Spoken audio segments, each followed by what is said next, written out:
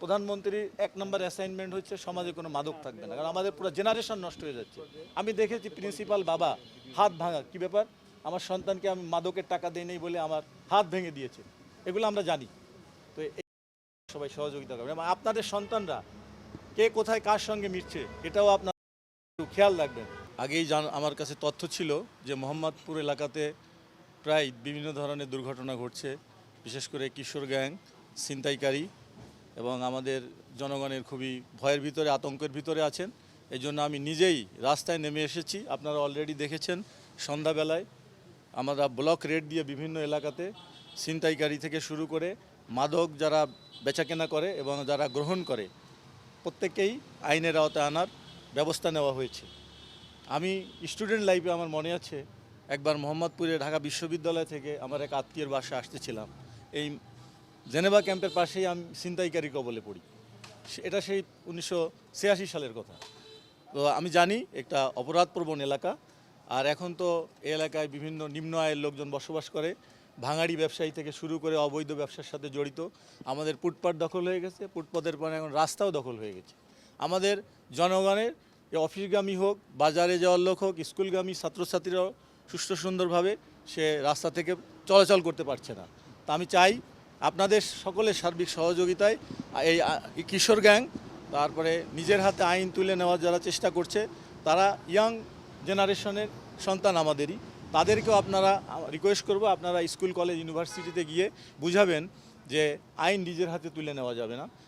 যে প্রচলিত আইন আমাদের আছে সে আইন নিজের হাতে তুলে না নিয়ে আইনের কাঠামোর ভিতরে থেকে আমরা আমাদের প্রতিবাদ করতে পারি, তাহলে আমাদের দেশের উন্নয়ন, অগ্রগতি এবং আইন শৃঙ্খলার উন্নয়ন হবে। আর আইন শৃঙ্খলা যদি ঠিক না থাকে তাহলে কিন্তু আমাদের অর্থনৈতিক উন্নয়ন হবে না, বিনিয়োগ আসবে না। তো আমি নগরবাসীকে স্বস্তি দেওয়া, ছিনতাইকারী কবল থেকে রক্ষা করা, এই মব কালচার থেকে বেরিয়ে আসার জন্য আমি আমার ইয়াং জেনারেশনের ভাইদেরকে অনুরোধ করব, বিশেষ করে পলিটিক্যাল লিডারদেরও বলবো আপনারা সমঝোতার মাধ্যমে আপনারা আলোচনার টেবিলে বসে সকল সমস্যার সমাধান করেন। আপনারা জানেন মাত্র 2,20,000 পুলিশ আছে, লোক সংখ্যা প্রায় 20 কোটির মতো সারা বাংলাদেশে।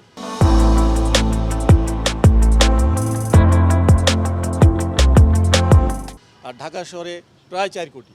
তো এই নগরবাসীকে স্বস্তি দেওয়ার জন্য দিনে রাতে 24 ঘন্টা আমাদের প্রত্যেকটা রাস্তা, ব্লক, বাজারঘাট যেখানেই যাবেন জনসমুদ্র। তো এইটাকে সুষ্ঠু সুন্দরভাবে পরিচালনা করতে হলে আমাদেরকে আইন মান্য করতে হবে।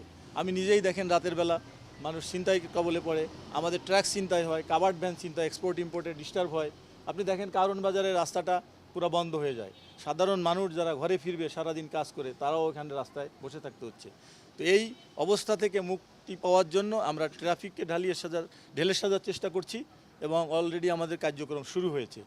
আর নগরবাসীকে আগামী ঈদে যাতে কোনো ছিনতাইয়ের কবলে না পড়ে, ব্যাংকের সামনে থেকে তারা টাকা নিয়ে তারা সঠিকভাবে গিয়ে বাজার করতে পারে, কোনো ধরনের হয়রানির শিকার না হয়, ছিনতাইকারীর শিকার না হয় এবং সুষ্ঠু সুন্দরভাবে জীবনযাপন করে শান্তিতে বসবাস করতে পারে।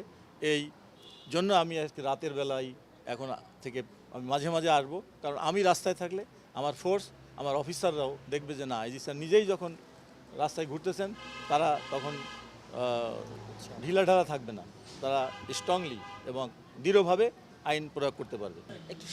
সব কিছুই নিয়ন্ত্রণ করা সম্ভব, এমন কোনো সমস্যা নাই যে সমাধান করা যায় না। দরকার শুধু আপনার আমার সকলের পজিটিভ অ্যাটিটিউড।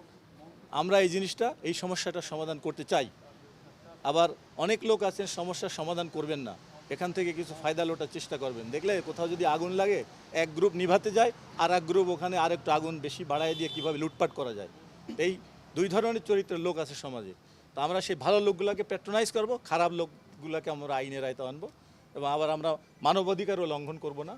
আমরা আমাদের প্রচলিত আইন ব্যবস্থায় যতটুকু শক্তি প্রয়োগ করে এই ক্রিমিনালকে দমন করা দরকার আমরা সেইভাবে করব। এই ব্যাপারে আপনারা সহযোগিতা করবেন এবং পজিটিভলি পুলিশকে সহযোগিতা করার জন্য আমি অনুরোধ জানাই।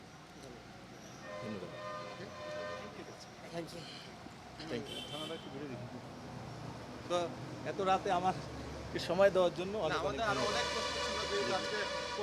না, আমি আপনাদের সঙ্গে বলবো, আমি একটু গুছিয়ে নেই, আপনাদের সবার সঙ্গে কথা বলবো, আপনাদের মতামতও নিব, কারণ আমরা যে জিনিসগুলো জানি না অনেক জিনিস আপনারা জানেন। আপনারা দেখেন ফিডার রোডগুলোতে অন্ধকার চাপাতি দিয়ে আপনারা সেই ভিডিওগুলো রাতের বেলা একটা বিস্ফোরা আসলে রাজধানীর বিস্ফোরা এটা আমার এই জায়গাটা আমি কনসেন্ট্রেট করেছি ঈদের আগে যাতে এখানে কোনো ক্রাইম না হয় সেই ব্যাপারে আমরা কাজ করছি।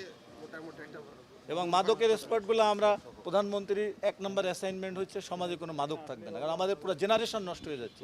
আমি দেখেছি প্রিন্সিপাল বাবা হাত ভাঙা, কি ব্যাপার, আমার সন্তানকে আমি মাদকের টাকা দিই নাই বলে আমার হাত ভেঙে দিয়েছে, এগুলো আমরা জানি।